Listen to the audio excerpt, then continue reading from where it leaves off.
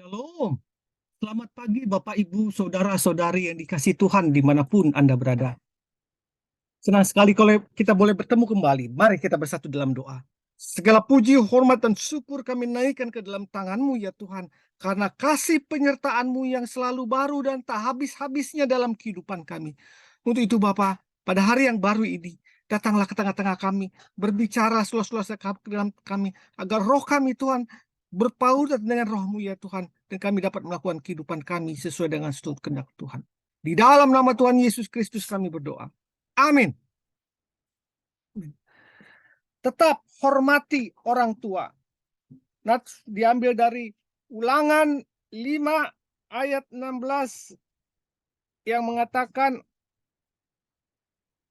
hormatilah ayahmu dan ibumu seperti yang diperintahkan kepadamu oleh Tuhan Allahmu, supaya lanjut umurmu dan baik keadaanmu di tanah yang diberikan Tuhan Allahmu kepadamu. Kita akan buka lagi firman Tuhan dari Matius 15 ayat 4 yang mengatakan, sebab Allah berfirman, hormatilah ayahmu dan ibumu, dan lagi siapa yang mengutuki ayahnya atau ibunya, pasti dihukum mati. Ada suatu kisah nyata, seorang bapak tua yang kaya raya, yang sudah lama ditinggal oleh istrinya. Bapak itu mempunyai seorang putra yang telah menikah.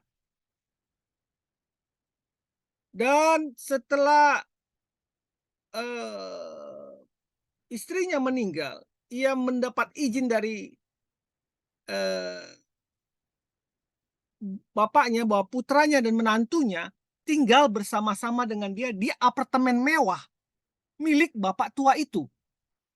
Saking sayangnya bapak tua itu kepada putra tunggalnya, sehingga dia memberikan atau menghibahkan seluruh harta kekayaannya kepada anak tunggalnya dan menantunya.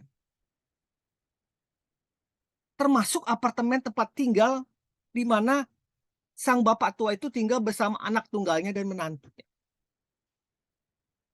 Kita dengar suatu hari terjadi pertengkaran keras antara bapak tua itu dengan putranya. Sehingga sampai bapak tua itu terusir dari apartemennya sendiri. Pengusiran itu membuat bapak tua itu terlunta dan menjadi pengemis di Orchard Road, Singapura. Kenapa dia bisa terusir dari apartemennya sendiri? Karena dia sudah menghibahkan harta bendanya semua kepada putranya yang tadinya dia sayangi itu. Suatu hari di tengah jalan, bapak tua yang terlunta-lunta itu seorang diri bertemu dengan temannya. Dan temannya itu mengenalnya.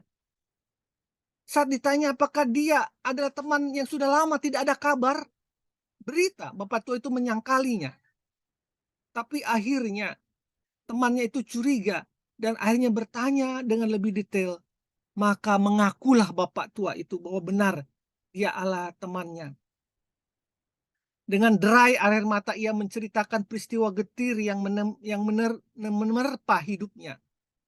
Di mana dia terusir dari apartemennya sendiri oleh anak. Membuat hal itu teman-temannya panas hati. Singkat kata kejadian ini sampai ke telinga Perdana Menteri Lee saat itu di Singapura. Perdana Menteri Lee atau PM Lee segera memanggil dan bertindak tegas terhadap anak serta menantu bapak tua itu yang telah tega mengusir orang tuanya ke jalanan. Sejak saat itu, anak dan menantu tak tahu diri tersebut dilarang masuk ke apartemen si bapak tua itu. Dan dikembalikan semua hibah itu ke tangan bapak tua itu tadi. Dan peristiwa ini membuat PM Lee mengambil suatu keputusan bijaksana. Ia melarang semua orang tua untuk menghibahkan seluruh hartanya kepada siapapun sebelum mereka meninggal. Itu saran dari PM Lee. Atau PM Lee mengatakan kalaupun harta itu dibagikan karena sayangnya orang tua itu kepada anak-anaknya, maka harus ada bagian tersisa yang menjadi milik orang tua itu sampai dia nanti meninggal. Hal-hal seperti inilah yang harus dijaga orang tua. Dan yang kedua, PMI memberikan dektrit yang berisikan pemberian pekerjaan kepada para lansia agar mereka tidak lagi bergantung kepada anak-anak dan tidak lagi bergantung pada menantu. Lansia bisa bangga karena dia bisa menghasilkan uang dari keringatnya sendiri dan bisa memberikannya kepada cucu-cucu mereka. Orang-orang tua ini dipekerjakan di cleaning service, di toilet, di bandara, di mall, di restoran yang ada para lansianya.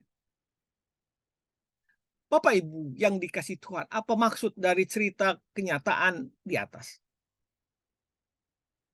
Ada anak yang bijak akan terus memelihara rasa hormat dan sayang kepada orang tuanya, apapun kondisi orang tuanya.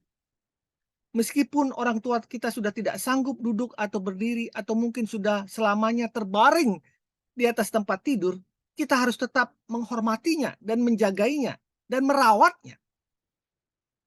Ingatlah pada waktu kita masih balita, mereka dengan sukacita membersihkan tubuh kita dari semua bentuk kotoran, memberi kita makan dengan tangan mereka sendiri, dan menggendong kita sampai dini hari pada waktu kita sedang sakit. Dapatkah kita membalas semua kebajikan itu? Hormatilah orang tuamu atau mertua kita.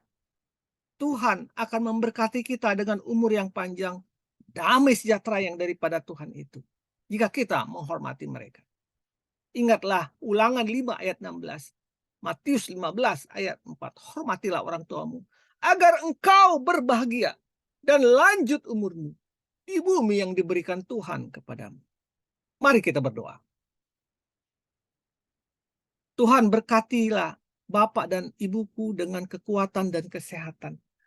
Mampukan aku berbakti kepada mereka sampai akhir hayat mereka melalui hartaku jika ada, atau melalui tenagaku jika memang itu diperlukan mereka. Dalam nama Tuhan Yesus aku berdoa. Amin. Kesejatian seorang anak nyata tak kala ia tetap mengasihi orang tuanya yang tak terbaling dan tak berdaya. Selamat pagi, selamat berkarya. Tuhan Yesus memberkatimu. Amin. Amin.